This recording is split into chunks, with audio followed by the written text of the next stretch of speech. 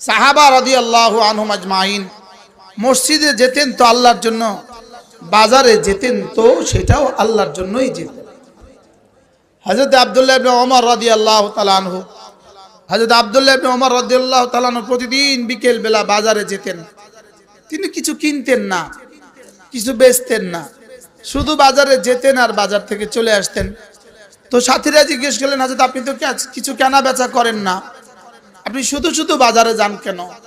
তো তিনি বললেন, রাসূল করিম সাল্লাল্লাহু তাআলা আলাইহি ওয়াসাল্লাম ইরশাদ করেন, কোন মানুষ যদি বাজারে যায়, বাজারে গিয়ে যদি সে একটা দোয়া পড়ে, তা আল্লাহ রাসূল বলেন আল্লাহ তাআলা তাকে 10 লাখ নেকি দিবেন।